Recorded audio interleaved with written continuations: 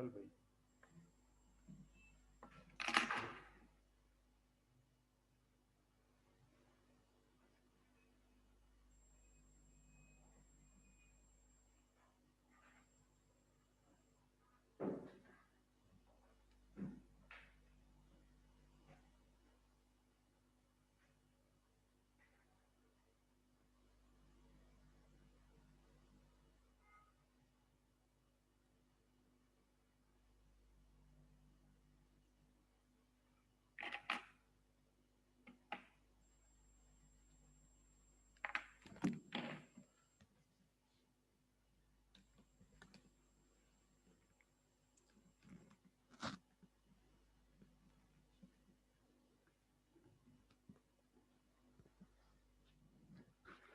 बिस्मिल्लाहिर्रहमानिर्रहीम। स्टूडेंट बताइएगा, मेरी आवाज़ आ रही है आपको? कोई कंफर्म कर दे मुझे।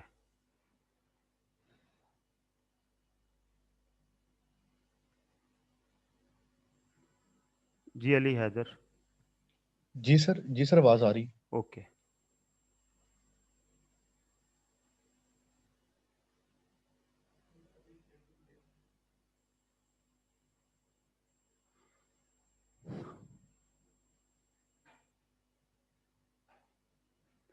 अच्छा जी, मैंने उस दिन वर्किंग कैपिटल रेशियोज क्यों कैलकुलेट की जाती है इसके ऊपर आपको एक ब्रीफ दिया था। एक्चुअली हमने ना एक कैलकुलेशन करनी होती है जिसे हम कैश साइकिल कहते हैं। ये डेज में होता है। इसका मतलब ये होता है कि हम जब स्टॉक खरीदते हैं उसको कुछ दिन अपने पास रखते हैं, फिर उसको उधार बेचते हैं, कुछ दिन के बाद हमें पैसे आते हैं, और ये स्टॉक अगर मैंने उधार ही लिए हुए हों तो कुछ दिनों का मुझे उधार मिलता है। तो ये जो स्टॉक रखने, रिसीवेबल रिसीव करने के दिन माइनस उधार मिलने के दिन के बाद जो रिजल्ट आएगा उसको कैश साइकिल कहते हैं। वो डेज में होता है। ठीक है। तो ये बेसिकली क्या होता है, इसको बोलते हैं रिसीवेबल डेज। इसके बहुत सारे नाम हैं, plus stock holding days,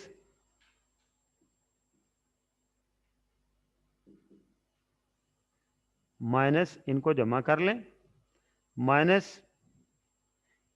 payable days. इनके भी बहुत सारे नाम हैं। फर्ज करें मुझे उधार मिलता है 20 दिनों का, मैं स्टॉक होल्ड करता हूं 15 दिनों के लिए, और मुझे पेमेंट करनी पड़ती है लाइक से 10 डेज के बाद। तो मेरा कैश साइकिल जो है 20, 10, 30, 35 माइनस 25 डेज का है। ठीक है। इसका मतलब मेरा 25 दिन मेरा कैश जो है वो ब्लॉक रहता है। ये कैश साइकिल जितना शॉर्ट होगा उतनी ही अच्छी बात है। ये कब शॉर्ट होगा? जब ये 10 बढ़ जाएगा, ये 20 हो जाएगा, तो ये कितना रह जाएगा? 15 रह जाएगा। इसका मतलब क्रेडिटर पेमेंट पीरियड या पेएबल पीरियड, पेएबल डेज जो हैं वो जितने ज्यादा होंगे उतना ही हमारा कैश साइकिल जो है वो शॉर्ट होता जाएगा। इसी तरह ये जो रिसीवेबल डेज हैं ये भी कम होंगे। कीपिंग इट कांस्टेंट, इसको इतना ही रखें, तो फिर इसको कम कर लें, फिर भी ये कम हो जाएंगे। ठीक है। इसका मतलब ये हुआ कि जितना जितना ये साइकिल कम होगा, नंबर ऑफ डेज जितने कम होंगे, 10 डेज का cash cycle is better than 25 days के कैश साइकिल से। ठीक है। तो अब ये वाले जो दिन कैलकुलेट करने हैं, ये हम रेशोज के जरिए ये तीनों रेशोज कैलकुलेट कर लेते हैं। बेसिकली इन तीनों की कैलकुलेशन को ही वर्किंग कैपिटल रेशोज कहते हैं। ठीक है। ये उसने नीचे आखिर में एक लाइन लिखी हुई है, the cash cycle also called the operating cycle and the working capital cycle. ठीक है। इसको ये तीन नाम हैं, वर्किंग कैपिटल साइकिल, उसके बाद कैश ऑपरेटिंग साइकिल और कैश साइकिल। आपको पता होना चाहिए, तीनों अल्टरनेटिव नेम्स हैं। अब इनमें से सबसे पहली रेशो ये वाली है। इसके नाम क्या क्या हैं? पहला नाम है एवरेज टाइम टू कलेक्ट। ठीक है, सीधा सीधा पता चल रहा है। रिसीवेबल डेज भी इसी का नाम है, डेज सेल आउटस्टैंडिंग, ये भी थोड़ा सा डिफरेंट सा है। इसी तरह डेट, ओहो ये क्या हो गया,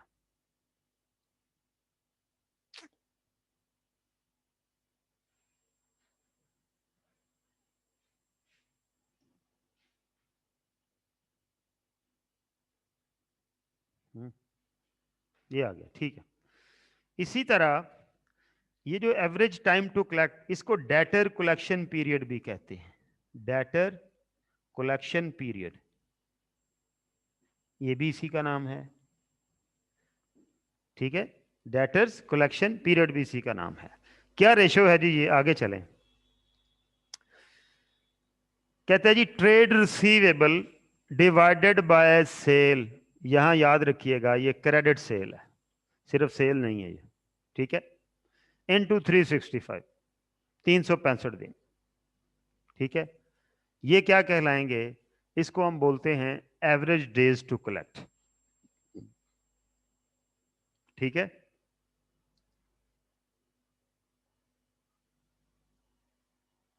ट्रेड रिसीवेबल में अगर आपके पास ओपनिंग और क्लोजिंग अवेलेबल हो तो एवरेज रिसीवेबल यूज कर लें, लेकिन नीचे हमने credit sale for the year use करनी इनटू 365, इसका आंसर डेज में निकलेगा, इसका आंसर क्या होगा, डेज में निकलेगा। अब इसके बारे में कमेंट्स क्या है, जितने ये दिन शॉर्ट होंगे उतनी ही अच्छी बात है। एक कंपनी के का डेटर कलेक्शन पीरियड या एवरेज डेज टू कलेक्ट जो है वो 30 दिन है, एक का 20 दिन है, कौन सी कंपनी अच्छी है, 20 दिन वाली। क्योंकि जब मैं लोगों को उधार ज्यादा दिनों का देता हूं तो दरअसल लोग मेरा पैसा इस्तेमाल कर रहे होते हैं, तो लोग मेरा पैसा जितने कम दिन इस्तेमाल करेंगे उतना ही मेरे लिए बेहतर है, ठीक है। नीचे उसने लिखा हुआ है trade receivable should be the average value of receivable, ये तो उसने बताया ये एवरेज ले सकते हैं आप, ठीक है। अगर एवरेज ना हो सके तो क्लोजिंग रिसीवेबल यूज कर लें। However, the value of receivable at the end of the year is also commonly used, ठीक है, जनरल बात है। कहते हैं sales are usually taken as total sale for the year. However, if sales are analyzed into credit sale and cash sale, it is probably more appropriate to use the figure of credit sale, ठीक है भाईजान। उस्ताद जी ने जो बात बताई वो यहाँ लिखी हुई है। The average time to collect money from credit customer should not be too long, ये ज्यादा लंबा अरसा नहीं होना चाहिए।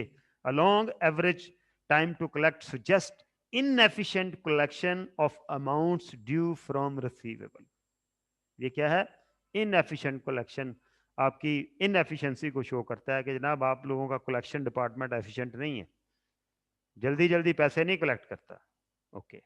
उसके बाद आ गया जी दूसरी ratio, average time for holding inventory, ये भी उसी तरह से क्या है, inventory divided by cost of sale excluding depreciation and overheads, ठीक है।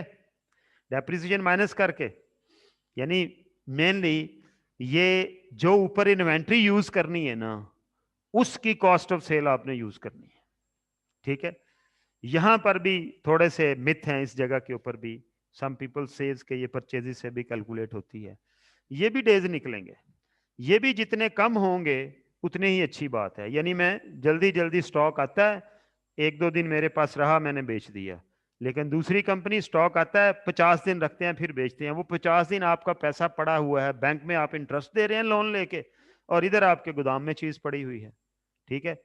तो अल्टीमेटली ये तो बेवकूफ़ी होगी कि आप गोदाम में रखने के लिए इंटरेस्ट पे कर रहे हैं, तो बेहतर नहीं है ऑन टाइम परचेजेस करें जब आपको ज़रूरत है, मतलब मिनिमम सा ये जो होल्डिंग पीरियड मैनेज कर लें, इसको हम इन्वेंट्री होल्डिंग पीरियड कहते हैं या इन्वेंट्री पीरियड भी कहते हैं, ठीक है। इसके डिफरेंट नेम है वहां पर। आगे चलो जी, कहता है in theory inventory should be the average value of inventory, average opening plus closing divided by 2, ये एवरेज इन्वेंट्री आपने लेनी है। This is the average of inventory at the beginning, यार पता चल गया फिर। However, the value of inventory at the end of the year is also commonly used, ठीक है, particularly in exam, ठीक है जी। तो वो ईयर एंड की वैल्यू भी आप यूज कर सकते हैं, सिंपल है, कोई इशू नहीं। एवरेज टाइम टू पे सप्लायर, इसको क्रेडिटर पेमेंट पीरियड भी कहते हैं, इसे क्या कहते हैं, क्रेडिटर्स पेमेंट पीरियड भी कहते हैं। ये रहा, ये रेशियोज याद करते जाएं, सारी रेशियो याद करके हमने क्वेश्चन में अप्लाई करनी है।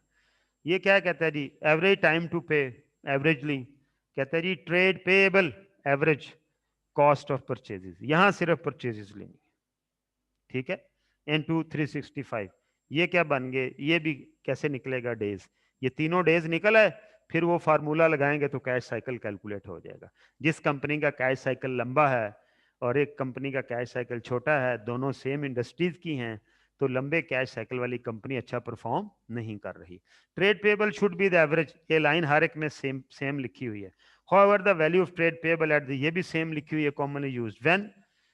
when cost of purchase is not available, the cost of sale should be used instead। ये देखें, cost of purchase अगर ना available हो तो आप cost of sale भी use कर सकते हैं। This figure is obtained from the profit and loss information in the statement of profit or loss and other comprehensive income। ये आपको वहां से ये वाली इंफॉर्मेशन जो है वो मिल जाएगी statement of profit and loss से। ओके, कुछ लोग यहाँ पर अच्छा, अब क्रेडिट परचेजेस भी कहते हैं, यूज कर लें अगर आपके पास अवेलेबल हों, क्योंकि ये ट्रेड पेएबल का ताल्लुक क्रेडिट परचेजेस के साथ है। अगर अवेलेबल हों तो आप क्रेडिट परचेजेस भी यूज कर सकते हैं। आगे चलो जी, लो जी, ये सवाल कर लेते हैं। कहता है इन्वेंट्री ओपनिंग क्लोजिंग इतनी है, इन सब की एवरेज निकाल लें। यहाँ एवरेज निकालो जी, average this plus this divided by 2, कितनी निकल आई जी, हैं 330,000। ओके, अगले की एवरेज क्या है 435,000। नेक्स्ट क्या है 165। लो जी, तीनों एवरेजेस निकल आई, ठीक है। अब कहता है जी sale in year 1 total 3 million, ठीक है। अगर हम इसको 1000 में करेंगे ना तो ये राउंड कर लेते हैं सारा कुछ, ठीक है। इसको भी राउंड कर लेते हैं, ये राउंड हो गया, ठीक हो गया जी, ये राउंड हो गया।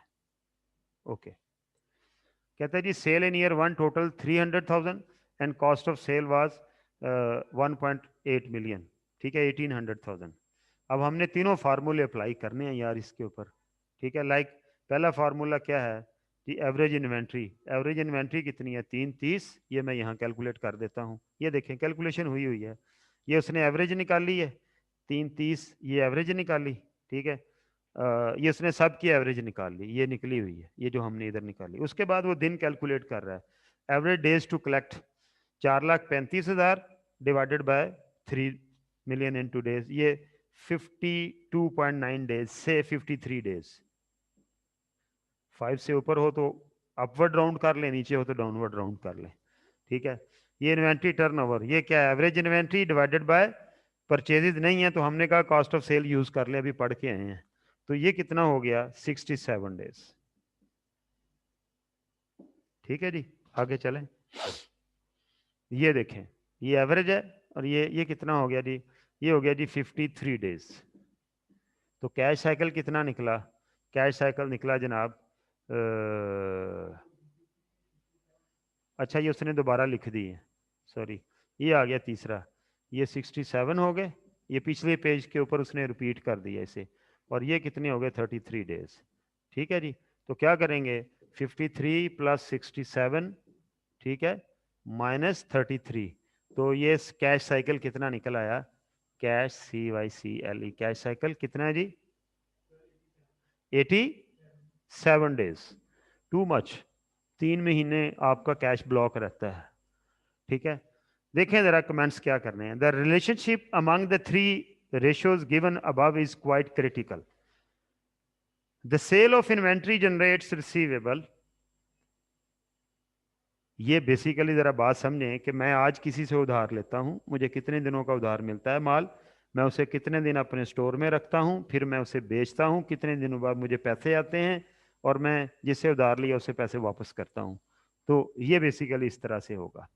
The relationship among the 3 ratios given above is quite critical. The sale of inventory generates receivables that when collected are used to settle creditors and the cycle goes on, और फिर ये साइकिल चलता रहता है। ठीक है, रिसीवेबल से पैसे आते हैं, क्रेडिटर्स को पे करता हूं। तो ये जो क्रेडिटर, ये वाली जो कंपनी है, इसका कैश साइकिल इतना बेहतर नहीं है, इसकी जो डेटर मैनेजमेंट है वो ठीक नहीं है। ये लोगों को 53 दिनों, ये उधार है 53 डेज क्या है, हाँ, ये इतने दिनों का उधार देता है, लोग इसे इतने दिनों का उधार देते हैं। मतलब लोग मुझे 33 दिन का उधार देते हैं, मैं 53 दिनों का दे देता हूँ, ऊपर से स्टॉक भी 67 दिन रख के फिर बेचता हूँ। लिहाजा मेरी ये जो वर्किंग कैपिटल मैनेजमेंट है वो ठीक नहीं है। मुझे क्या करना चाहिए, मुझे ये जो अपना स्टॉक डेज हैं ये भी रिड्यूस करने चाहिए, और ये जो लोगों को मैं उधार देता हूं ये मुझे इससे नीचे लेके आना चाहिए जहां तक मुमकिन हो सके, ताकि लोगों से पैसे लूं। अगर फर्ज करें ये होता 30 दिन होता, ये 57 की जगह, तो क्या होना था, 30 दिनों बाद मुझे पैसे मिल जाने थे, 2-3 दिन फिर भी मेरे पास मार्जिन होना था, फिर मैंने आगे लोगों के पैसे देने थे। लेकिन अब क्या हो रहा है, मैं उधार बेचता हूं तो मुझे पैसे कहीं से नहीं अभी आने, मुझे 20 दिन बाद जाके पैसे मिलने हैं, लेकिन मुझे आज पेमेंट करनी पड़ेगी। तो मुझे क्या करना पड़ेगा, और पैसा कहीं से ला के इधर मेरा वर्किंग कैपिटल इन्वेस्टमेंट बढ़ती जाएगी। तो जो फाइनेंशियल मैनेजमेंट के लोग होते हैं उन्होंने इस चीज को मैनेज करना होता है कि हम अपने लिमिटेड रिसोर्सेज के अंदर किस तरह मैनेज कर सकते हैं। The sale of inventory generate receivable, ठीक है जी, ये बात हो गई। To get the cash cycle repeated continuously depends heavily on the entity's short term liquidity and the cash generating ability. ठीक है, अगर ये पोजीशन है तो आपको कहीं ना कहीं से कैश जनरेट करके उधर लगाना पड़ेगा। इन the given scenario, the firm is responsible to settle its payables at least around 90 days before it receives payment from the customer. ये लाइन बड़ी क्रूशल है इसके हवाले से। कहता है the working capital need then, कहता है जी ये कहता है जी इन द गिवन सिनेरियो, ये देखें, firm is responsible to settle its payable at least around 90 days before it receives payment from the customer, जो कि एक अच्छी बात नहीं है। मुझे 19 दिनों के लिए कहीं से वो गैप कवर करना पड़ेगा, पैसे लाने पड़ेंगे। The working capital needs then would be finance through some bank operating lines and that would bring a cost which in turn would reduce the profitability. आपको लोन लेना पड़ेगा, लोन लेंगे तो उसके ऊपर इंटरेस्ट देना पड़ेगा, इंटरेस्ट देंगे तो आपको आपका प्रॉफिट कम होगा। तो सिर्फ ये दिनों की मैनेजमेंट से आपका प्रॉफिट रिड्यूस हो रहा है। अगर आप किसी तरह ऐसे मैनेज कर लें, इसको वाइस वर्सा कर लें, इसको फर्ज करें 33 कर लें, इसको 53 कर लें, तो जबरदस्त बात हो जाएगी। ठीक है, आपके पास कैश 19 दिनों के लिए स्पेयर पड़ा हुआ होगा। ठीक है, तो अल्टीमेटली ये इससे हमें ये पता चलता है कि how important is the working capital management is. बताएं जी हैंड रेज करके, ये फंडा समझ आया? ये जो फाइनेंशियल एनालिस्ट हम लोग जब एनालिसिस करते हैं तो यही चीजें देखते हैं कंपनीज के अंदर। बताएं जी, समझ आई है? Very good.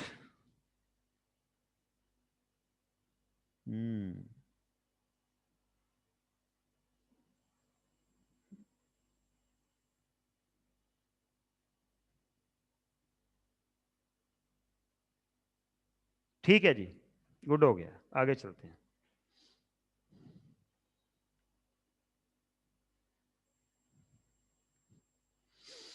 लो रोल करो।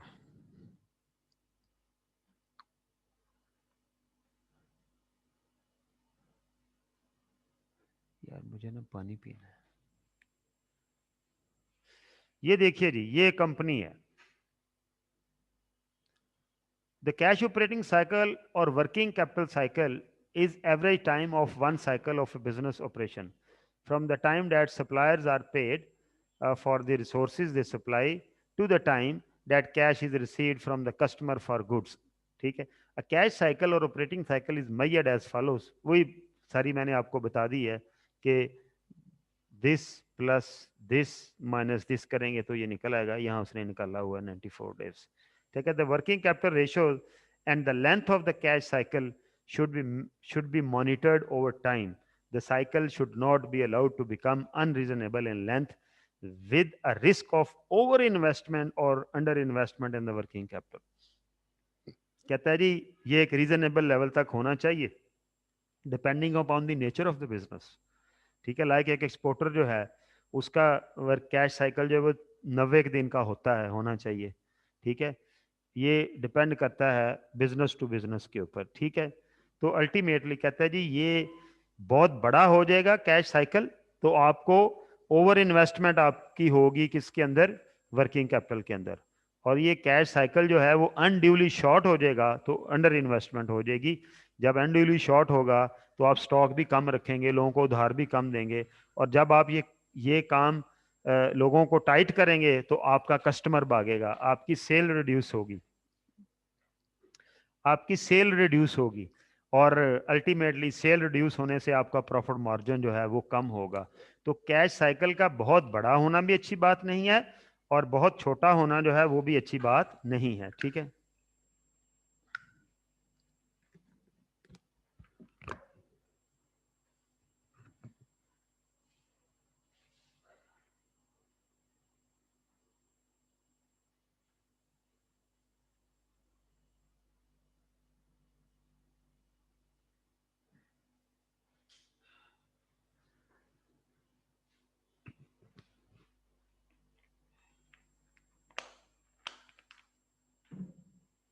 ओके, आगे चलो।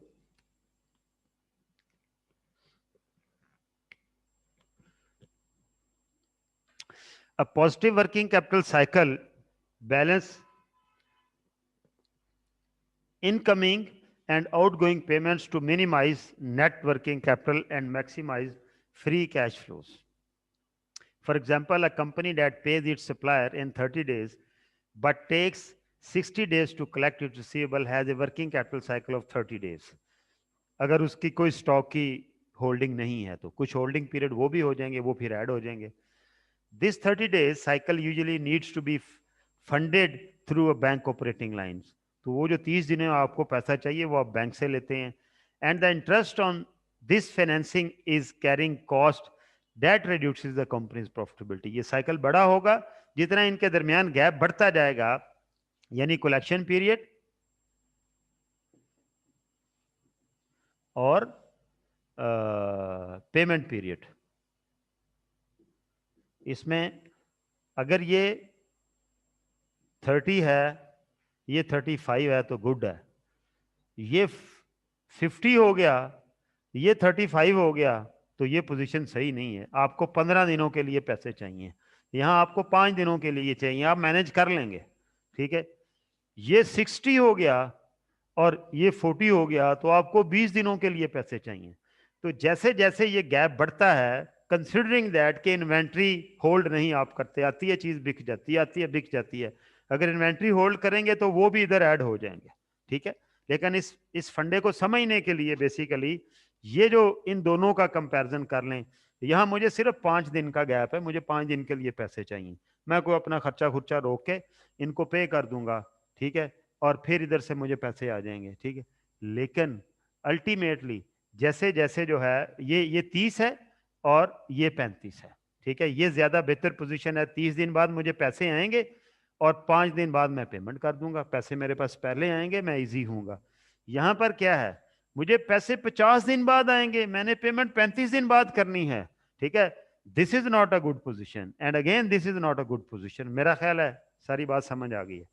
Growing businesses require cash, and being able to free up cash by shortening the working capital cycle is the most inexpensive way to grow.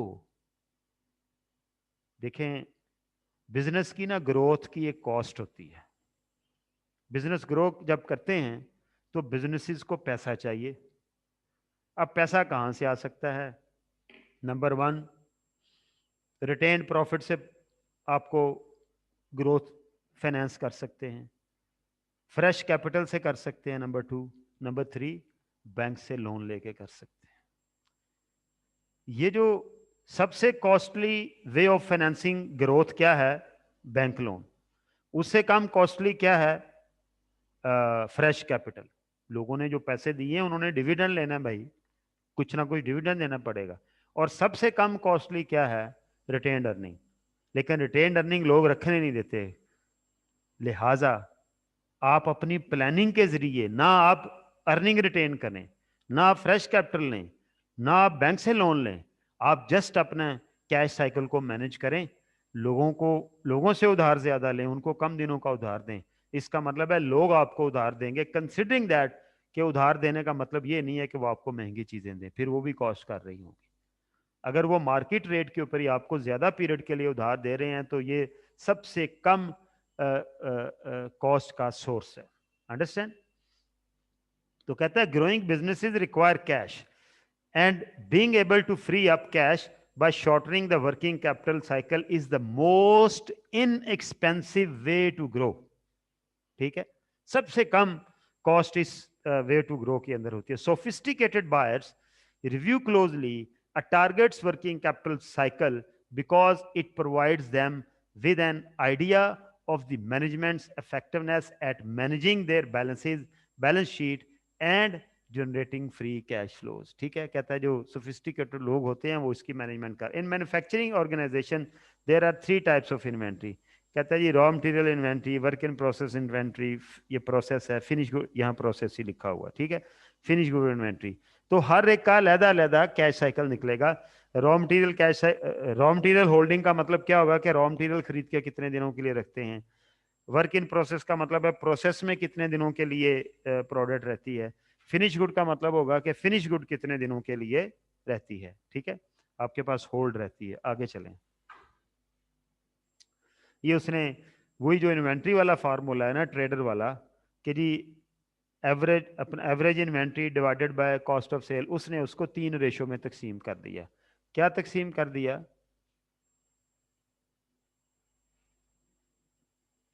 क्या तकसीम कर दिया कि raw material inventory average raw material opening plus closing divided by material consumed.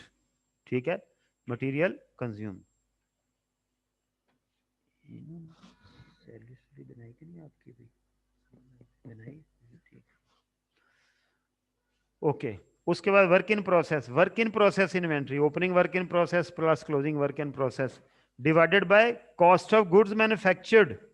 ये ख्याल रखिएगा, यहाँ material consumed आना है, यहाँ कॉस्ट ऑफ गुड्स मैन्युफैक्चर्ड आना है। ठीक है, आगे चलें, आगे cost of goods sold use हो जाएगा।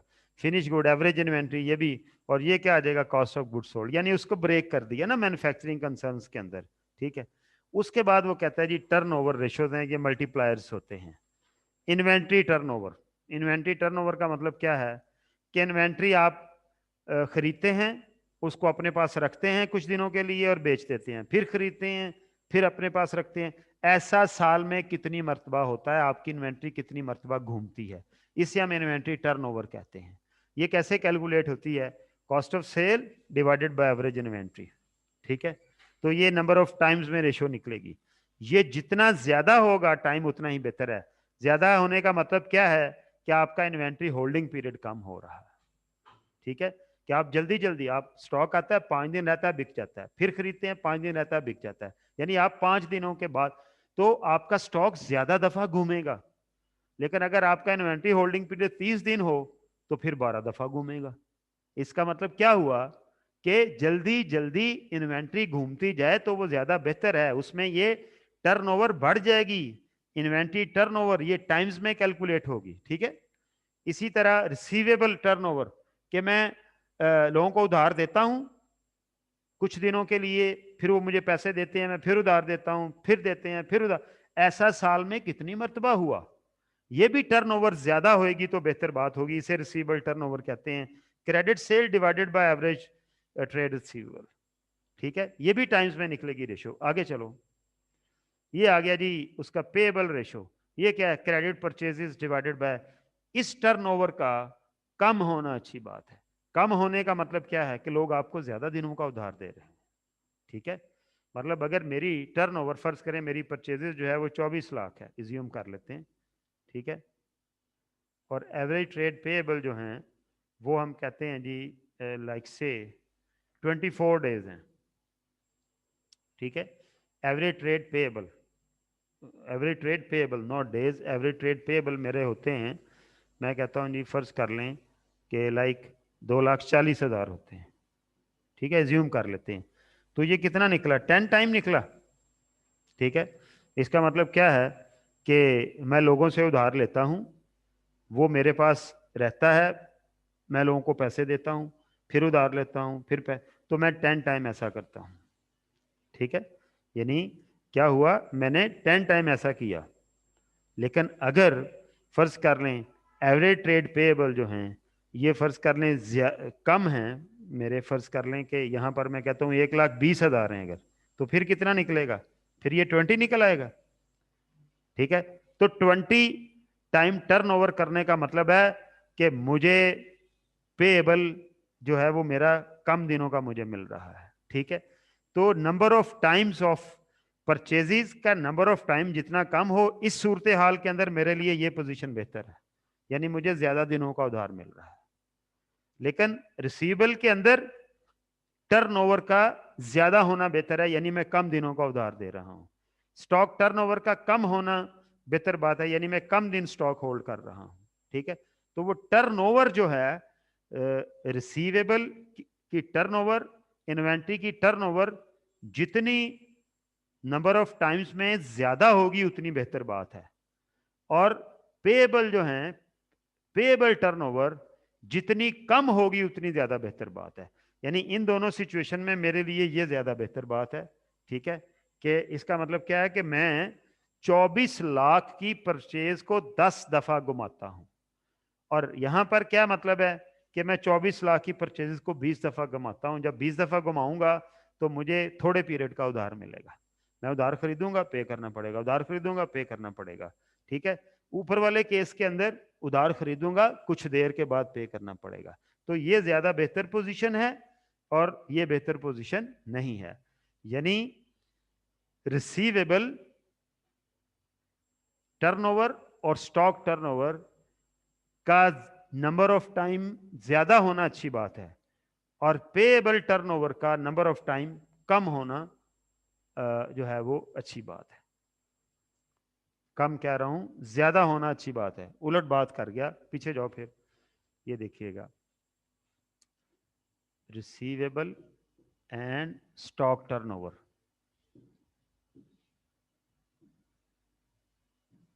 ठीक है। ये मोर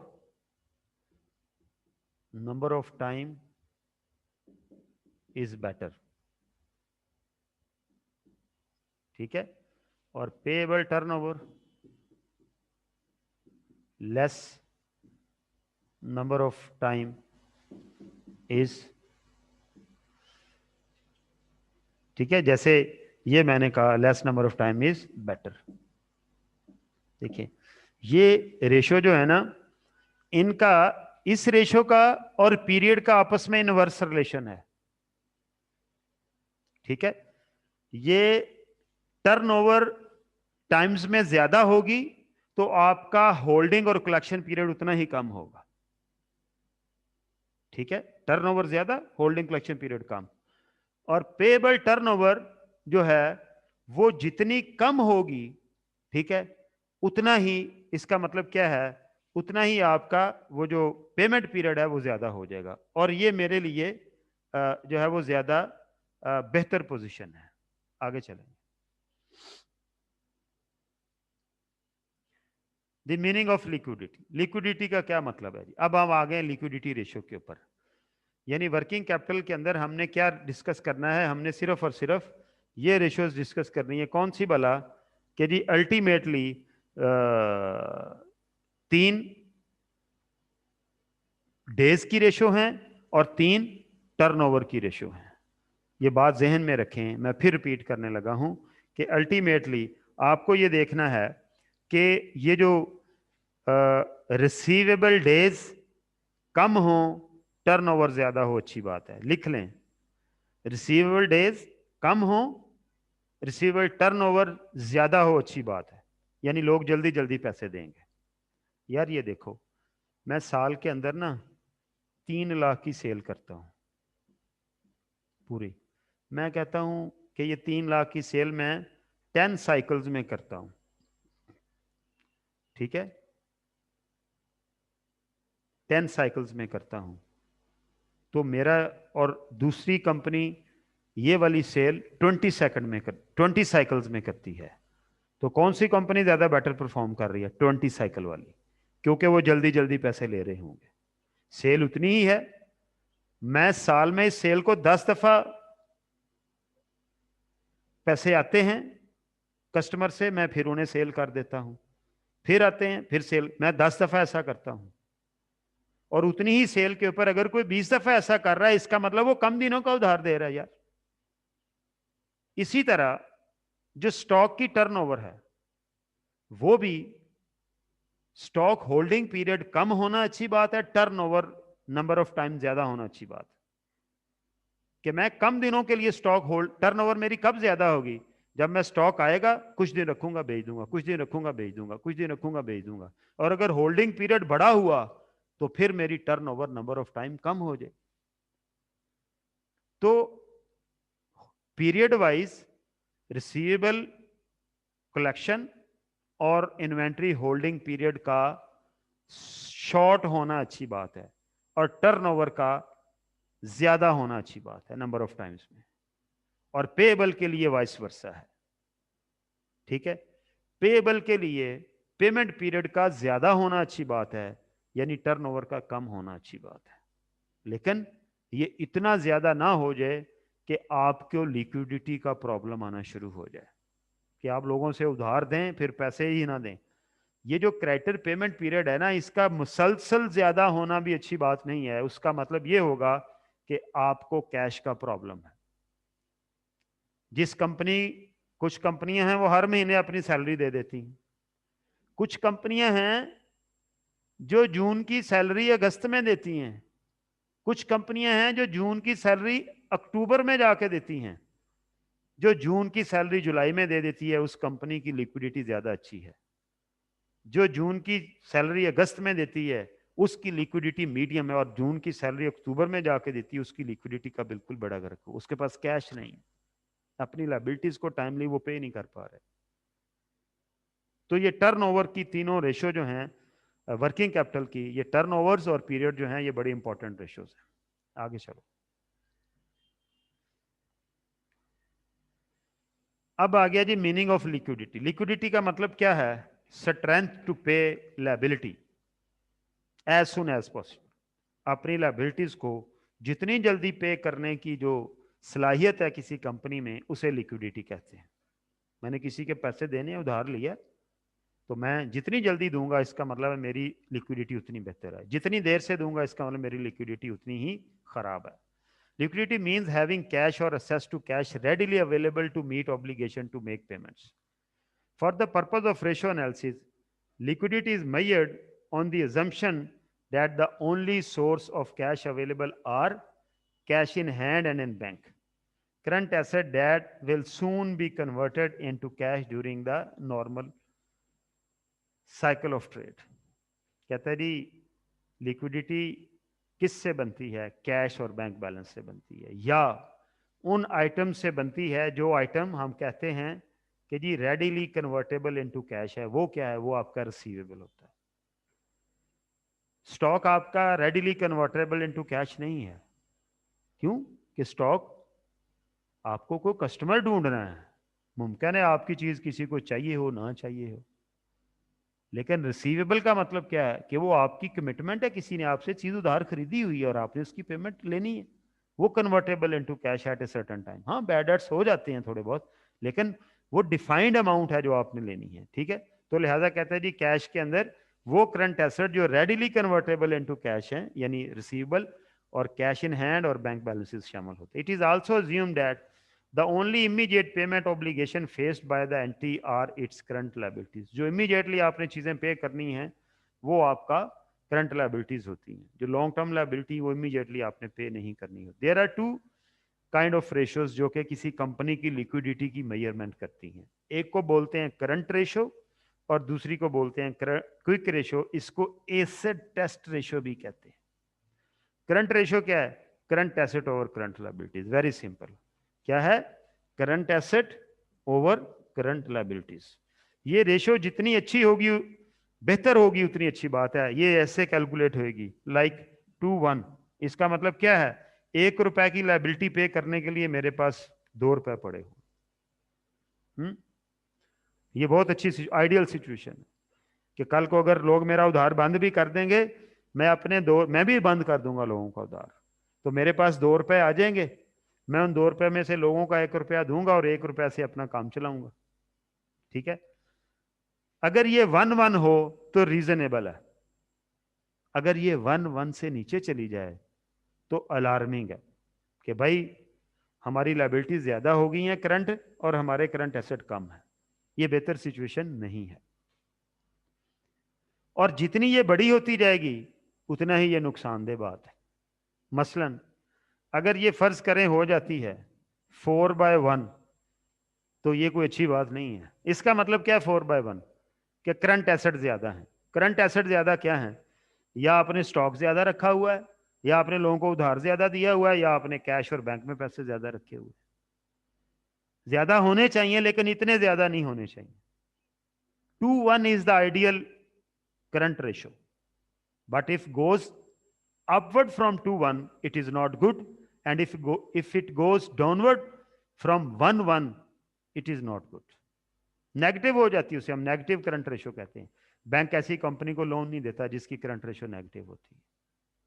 ठीक है, 1:1 is okay, 2:1 is absolutely fine, but more than 2:1 is not good, because it means you are holding cash, you are holding stock, you are giving more credit to the people।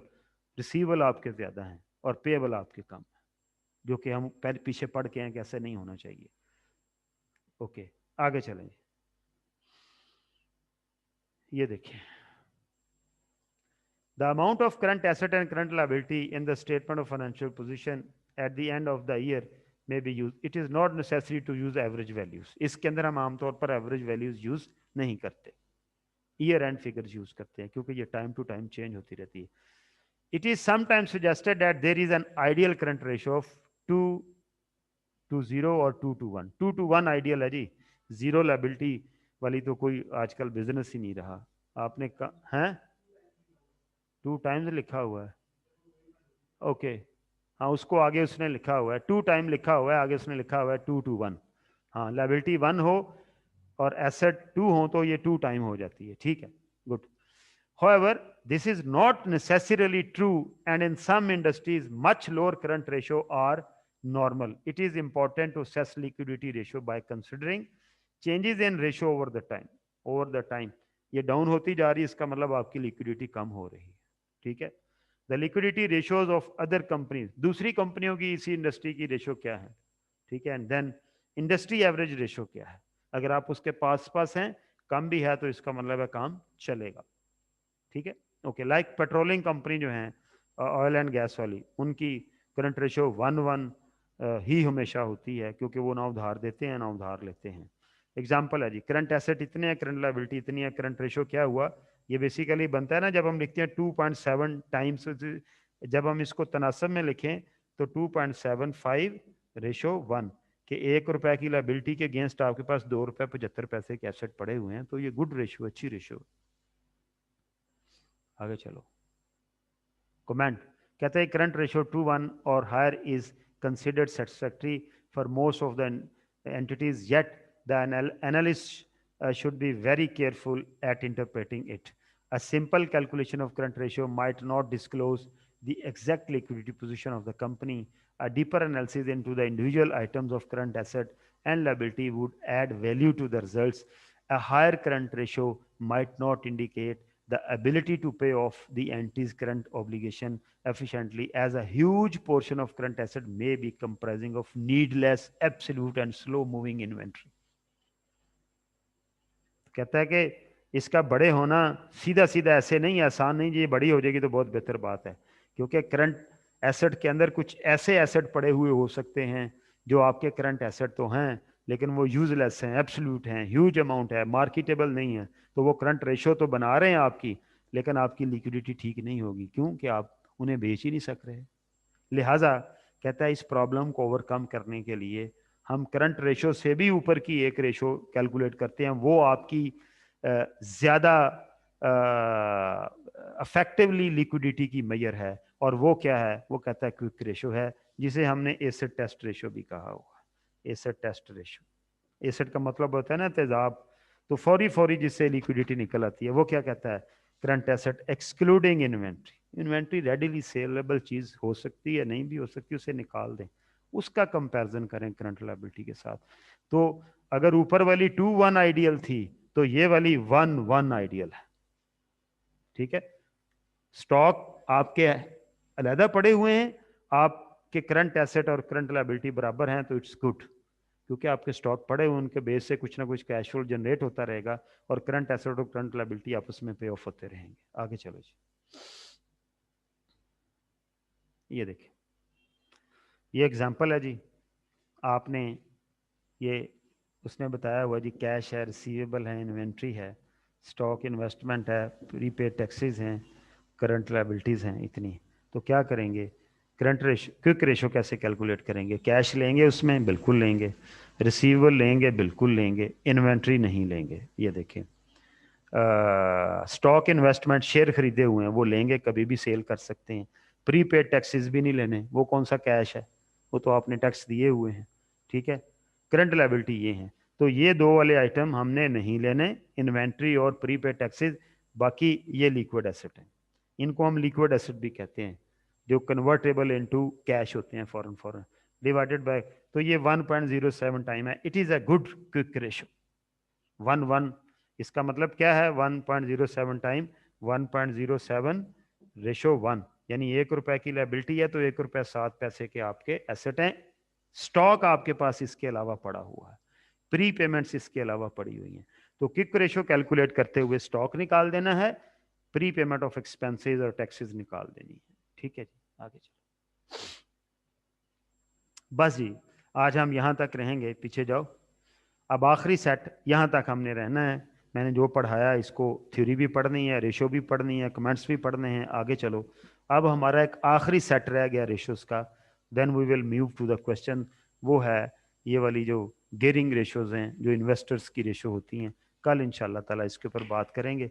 किसी का कोई क्वेश्चन है तो आप पूछ सकते हैं। Any question भाई? जी शावेज।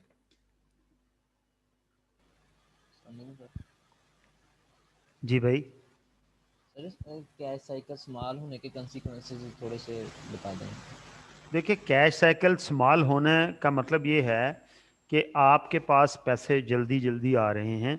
इसका कैश साइकिल स्मॉल होने का मतलब ये है कि ये एक अच्छी बात है। ठीक है, ये बुरी बात नहीं है।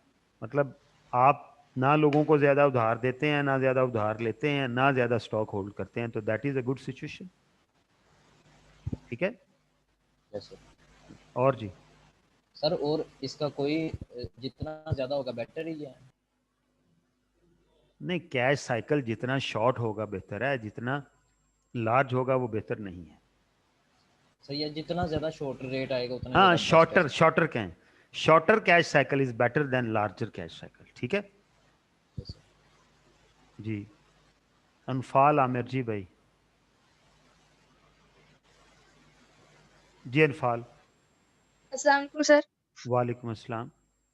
सर आज का लेक्चर अपलोड करवा दीजिएगा। मुश्किल है, आज नहीं हो सकेगा, हमारी रिकॉर्डिंग नहीं हो रही थी। Okay sir. ठीक है, ओके जी, अल्लाह हाफिज। जी जी अल्लाह। अल्लाह। लेक्चर अपलोड का कह रही है।